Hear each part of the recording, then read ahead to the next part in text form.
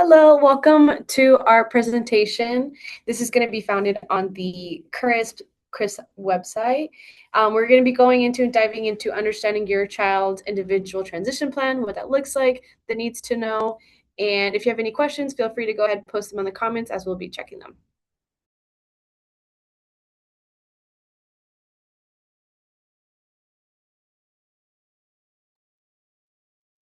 Hi, everyone. We are part of the Culturally Responsive Instruction and Intervention in Self-Determination Programs grant. Oh, there, now you can see me. This is a program out of Cal State Long Beach. It is an OSEP funded grant led by Dr. Kelly Sanderson and Dr. Kristen Powers. Leah and I are both graduate students from the School Psychology EDS program, but we partner with special education teachers to develop and implement culturally responsive self-determination programs for K through 12 students right now with disabilities. Our objectives for this meeting are to go over what exactly is the individual transition plan, what you can see in terms of roles in transition planning, so student roles, family roles, educator roles, and then what you can expect from the process, as well as community services and supports that are available to support you and your family during this time. So the idea of a free and appropriate public education should be provided to students who have disabilities and are on a IEP.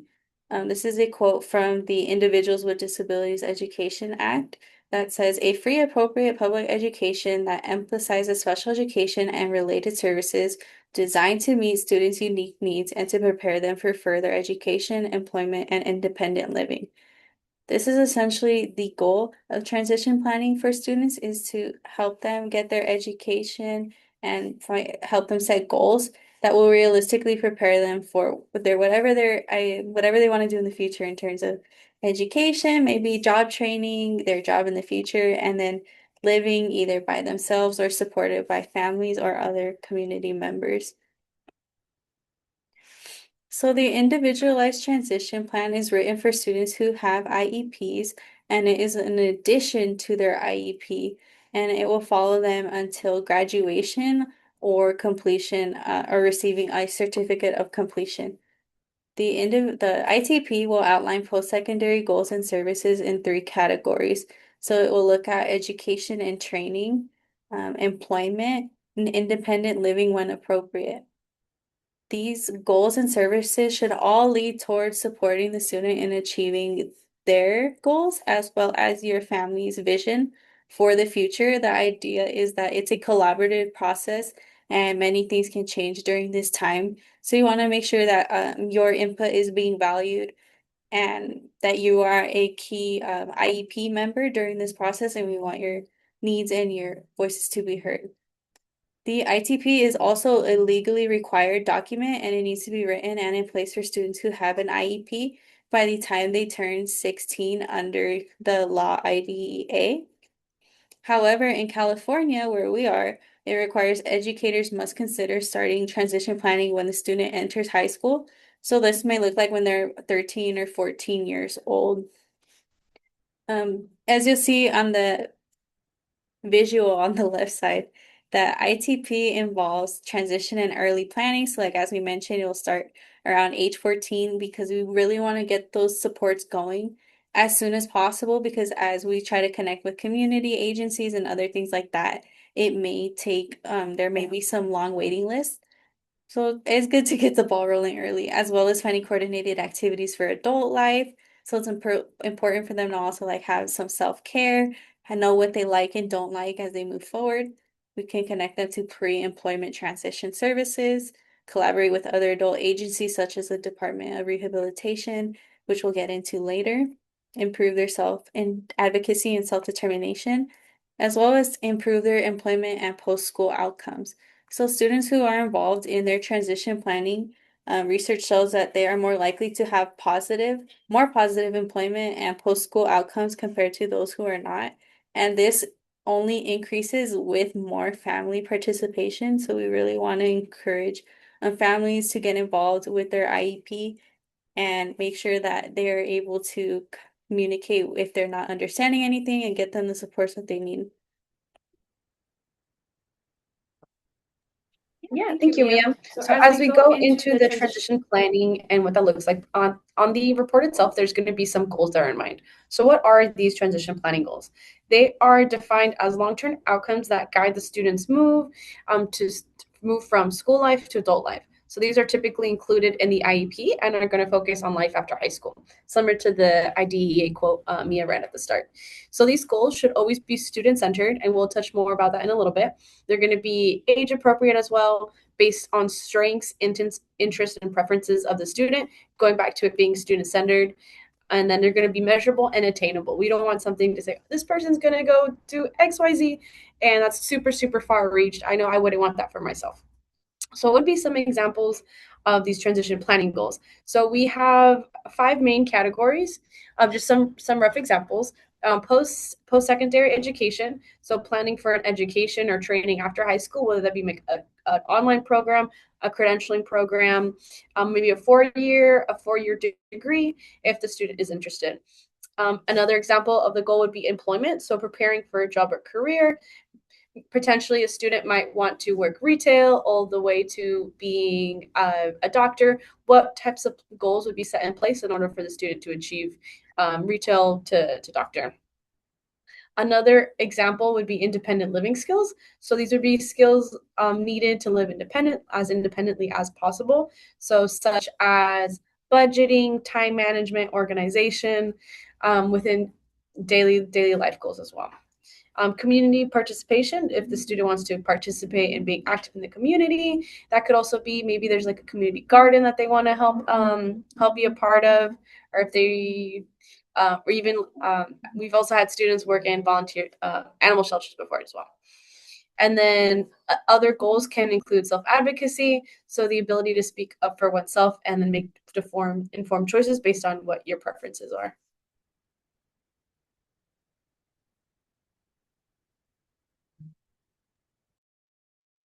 So now we're going to discuss the difference between post-secondary and IEP goals. So your child's individualized transition plan will have both post-secondary goals and annual goals in supporting the student to reach their vision for the future.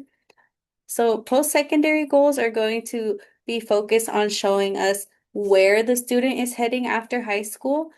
This will be determined based on some transition assessments the team will complete with the student interviews, family interviews, and then any other adaptive skills and requests that the student makes. So an example of a post-secondary goal may be upon graduation from high school, Gregorio will attain a part-time position in a community retail environment. On the other hand, an annual IEP goal will outline the steps the student will take during high school to get there. This will be more of a SMART goal. So an example of that would be by May 2026, given guidance counseling sessions and career assessments, Gregorio will independently identify and report at least 3 possible part-time occupations aligned with his interests in 3 out of 4 opportunities as measured by counselor observation. So this may look more like the typical IEP goals. The whole idea though is that in their transition plan, the post-secondary goals should have at least 1 to 2 matching annual IEP goals, just to make sure that the student is moving towards their goals and shows room to intervene where necessary.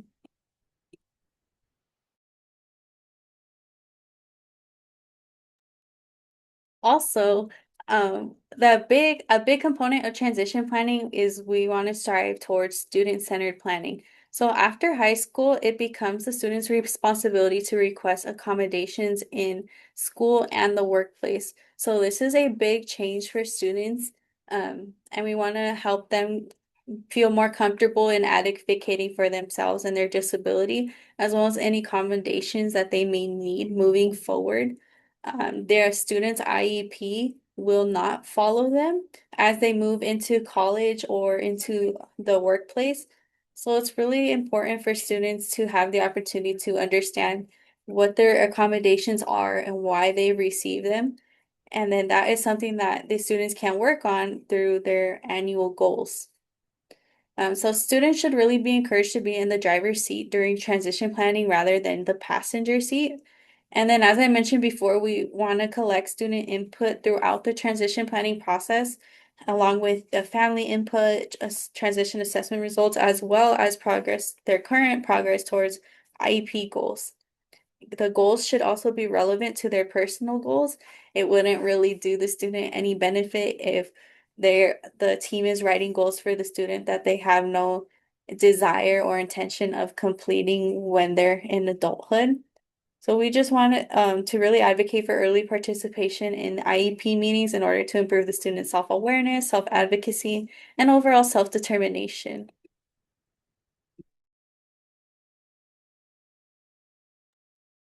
And then, so some examples of student-centered planning that you may see before the IEP meeting will be some planning activities. So your student and the teacher may meet just to discuss the student's goals, strengths, and needs. And then as they're moving closer towards the IEP, but still before the IEP, they'll start drafting. Hopefully, they should be working together to write parts of the IEP. The goals just based on the planning activities, just so that student is able to have their input provided throughout the entire process. During the IEP meeting, ideally the student will be present at the IEP meeting, and if they feel comfortable, they can share their progress, preferences, and goals. Like examples I've seen have been like a student will share their own personal PowerPoint that they made with either their teacher or the school psychologist, and it gives them a chance to like advocate for themselves and let others know what they're really about. And then after the IEP meeting, the students should also be involved with implementing their IEP in terms of their goals. So the student and the teacher or other educators should be working together to monitor their progress towards goals. Yeah, and then as we keep in mind student-centered planning, we'll go into a little bit more transition assessments. So the assessments that the psychologists will be conducting as they're trying to plan the ITP itself. So what are transition assessments? They are tools and activities used to gather information about the student's strengths, interests, and the needs for life after high school. So once again, really honing in on the student-centered planning. And then they are incredibly important as they serve for a foundation for meaningful transition goals to ensure that the planning process is always going to be 100% student centered. And then so within these transition assessments, there's multiple different types that psychologists, the team will use in order to truly gain accurate information regarding the student's interest. So there's for examples, there's interest inventories, aptitude assessments, and functional skills evaluations. For the interest inventories, they're used to identify what a student likes or enjoys. For aptitude assessments, maybe they potentially measure students' abilities, strengths, and that could be in the realm of more academic or skills based, maybe such as reading assessments or even like more cognitive problem solving tasks. And then as for functional skill assessments, they're just going to assess everyday life skills, such as is the student able to cook, budget, how's their hygiene, and maybe even public transportation use. So all of these are going to guide the ITP process by creating very realistic and personalized transition goals to further help identify appropriate services that will be needed down the line.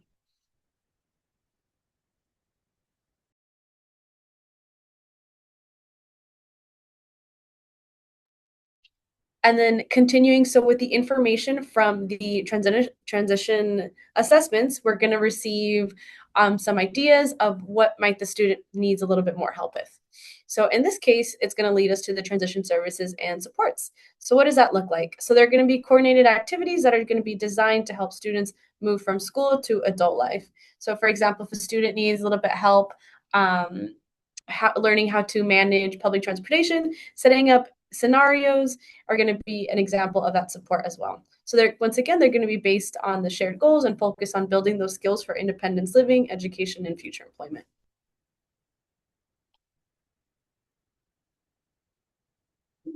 Yeah, and then taking all the information from the assessments and then going more into in depth about the transition services and supports that will be offered. There's going to be a different levels of them. So for example, there's an instructional component which is going to teach life skills such as money management, cooking, hygiene, job skills, whether that looks like even being able to answer interview questions or write resumes. going into maybe different types of services such as OT if necessary, maybe even PT, what speech might look like, and even counseling if it's all something that the student is shown that they need support in.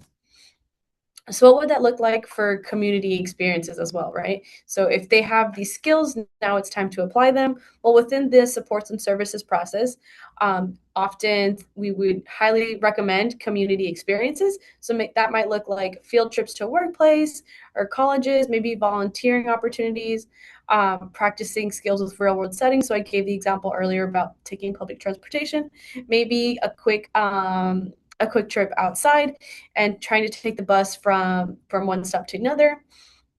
Similarly, employment preparation, so going into like job shadowing and potential internships, resume writing, and helping that build those skills in order to further support them for life after high school.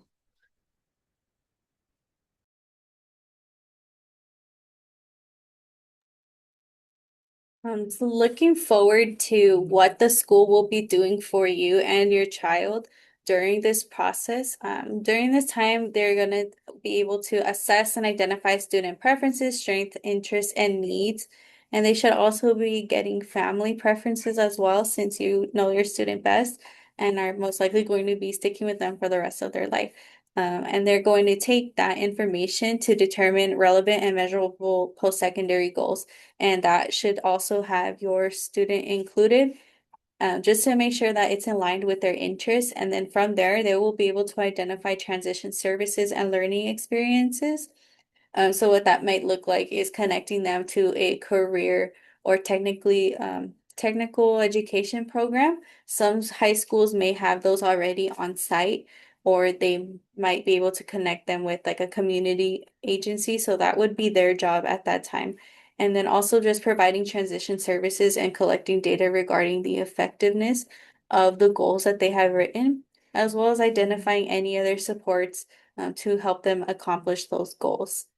Based on that, after doing the research, connecting them to the community, collecting the data, seeing if it's working or not working, they will be able to see if the student is progressing as expected towards their goals, if services should be increased or decreased, or supports need to be modified and changed, just to start the whole cycle over again. So it's really a data focused process. So as I mentioned, their core responsibilities of the school will be to write their matching post-secondary and annual transition goals, as these make up the component, they're the main component of the individualized transition plan. And then from there, they will provide services and activities to build skills to reach goals. They will also be progress monitoring, so making sure they're looking at that data, making sure it's working, changing it if it's not, and then connecting families to resources such as vocational rehabilitation. So in California, this will look like the Department of Rehabilitation. They are able to provide employment services. So they may be able to help your student with resume writing, job searching, giving mock interviews, and things of that nature, as well as like career exploration. There's also the Harbor region, and here it's the Harbor Regional Center, but there are other local regional centers.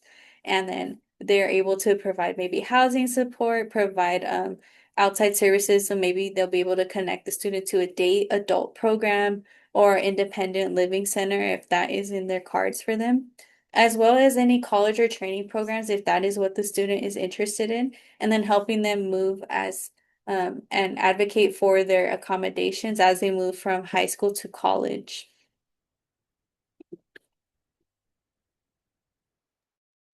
Yeah, so I know Mia briefly talked about the school's responsibilities within resource connection. So we're just going to dive a little bit deeper into these. So there's multiple different adult agencies and community partners that will be the school's responsibility to connect your student with post high school. So what are these adult agencies and then what do they look like? So there are community partners that are organizations that provide support and services to individuals with disabilities after high school. So Mia mentioned the regional center here in Long Beach. Of course, it's going to be named a little bit differently depending on where you are, and the Department of Rehabilitation. So regional center. They mainly are going to provide services for individuals with disabilities, and which include case management, life skill support, and our housing assistant. And then that is just not the scope of what they do. They do a lot for the community, so most definitely it's going to be worthwhile if you're interested. Nia mentioned earlier that the timeline for these things does take a while. This is why we want to start this conversation earlier. So if these adult agencies interest you, you're most definitely able to look more into them. There's also the Department of Rehabilitation. So this is a government agency that assists individuals with disabilities in obtaining and keeping and jobs and employment, all while promoting independent living and also going back into like potentially housing assistance. And so those are only two. And then another one listed is college disability services. So within the assessment plan, within interviews and surveys, if the student does show interest in wanting to obtain going to a 4 year college, excuse me, most definitely colleges have disability services on site, so those are going to provide more academic accommodation for students, such as extended test time or even note taking support.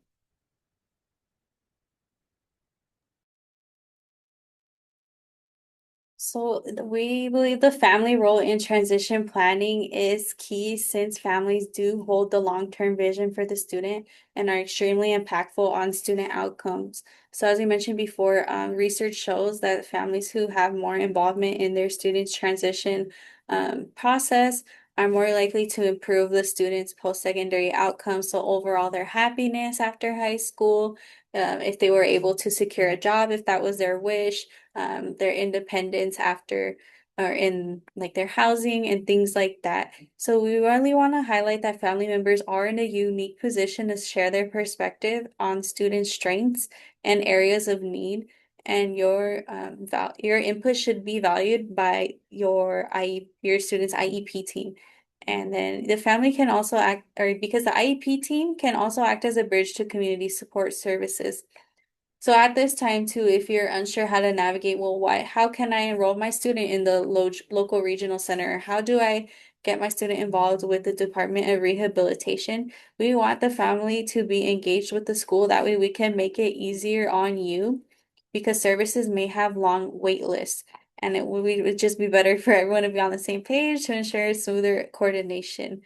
And then we just really also want to coordinate opportunities to increase the students' independence and then also support the students' decision making and interest exploration when appropriate. Given the student is going to be an adult, this is really their time for explore some self-identity exploration, but within limits where it's safe. Yeah. Yes, and then within the safety limits of exploring their self identity, we also want to build those independent and life skills. We 100% think that these skills are essential for long term success beyond high school, right? So, what do these independence and life skills really look like, right? Well, for beginners, they're going to help gain confidence and resilience post high school, navigate daily responsibilities, and they're going to aid in the successful transition into adult life, work, and then potentially more settings and or education. So, examples of these life skills would include daily living skills. So, once again, personal hygiene, maybe household tasks, taking out the trash, making your bed, laundry, money management. Another one would be like social and communication skills, understanding social cues and being able to express your needs and wants in maybe a workplace setting or community setting. Executive functioning skills, time management, organization, and planning. For example, I know that I'm going to have to go to a meeting at X amount of time. How long is it going to take me to get to to said meeting? And then the last one I want to highlight would be self advocacy and being able to ask for help and requesting accommodations if the student is going to be in a workplace, if the student's going to be going to a 4 year, maybe seeking out those disability services as mentioned earlier.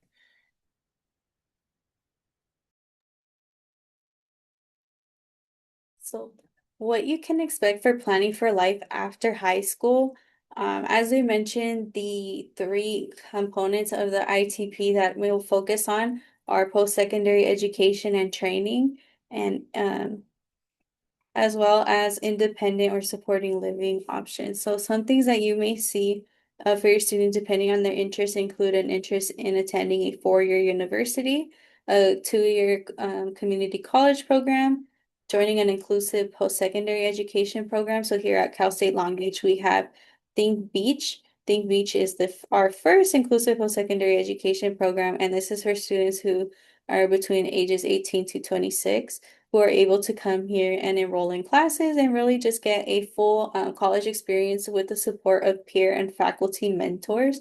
So that may be an option for your student depending on where you live. There are other inclusive post-secondary education programs around the country which may be an option for you.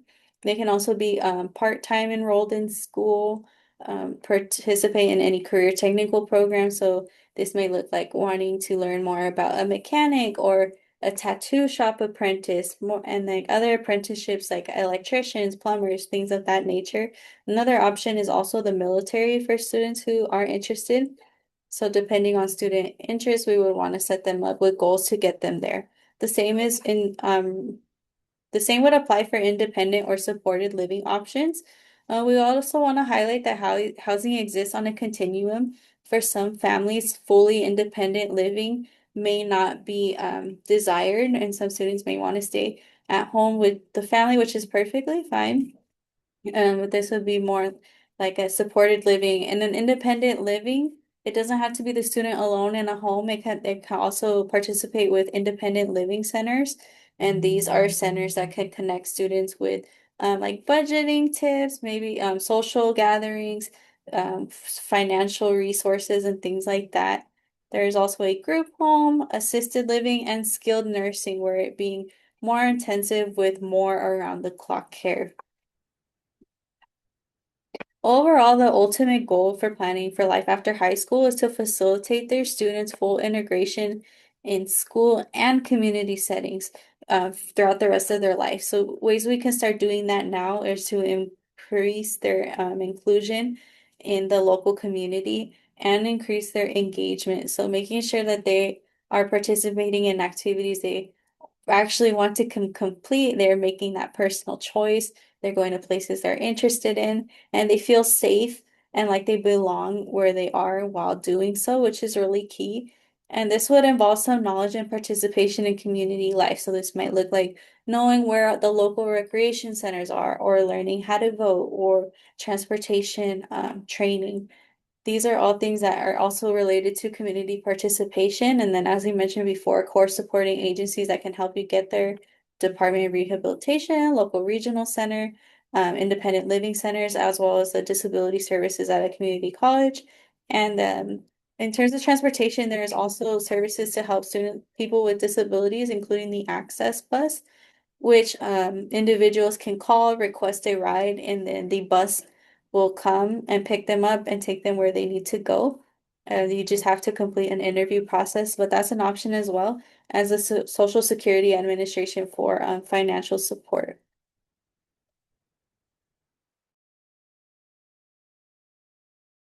But yeah, we just really want to highlight during this time, it's a crucial period for interagency collaboration. So your student and their family should be at the center of everything that we do. And there are a lot of different places for the student to receive support. Although family is the largest, you guys will see the student the most. There are other resources too to kind of help take the burden off everything being on the family. And you can see some of those below, like the independent living, people at school, job support, other advocates, and things like that. So this is a good thing to reference.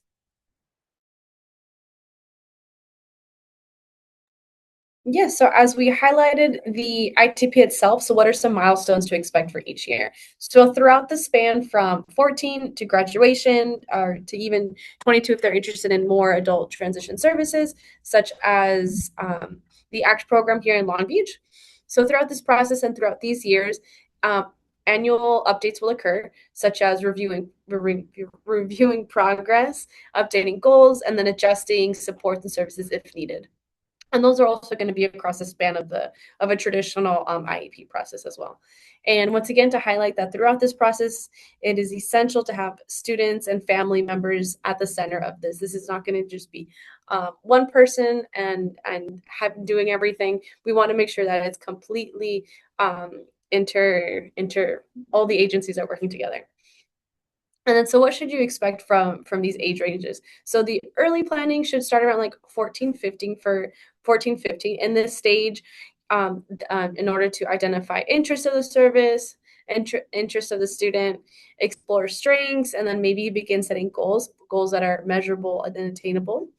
And then as you transition to around 16, 18, you want to start having that active planning, right? So the ITP should be fully developed by now with career exploration in place, maybe job training exploration, and then starting the process to connect to agencies. So as we mentioned earlier, the wait list for these can be extremely tedious sometimes. Sometimes, unfortunately, the websites won't even work. So we want to most definitely get that process started sooner rather than later. So as your student graduates, is those services are always going to be ready to go. And then upon exiting high school, being sure to start, like I mentioned, start those adult services, start maybe potential employment and or college and maybe independent living as well. And these are all milestones are not exactly, they shouldn't be exactly verbatim.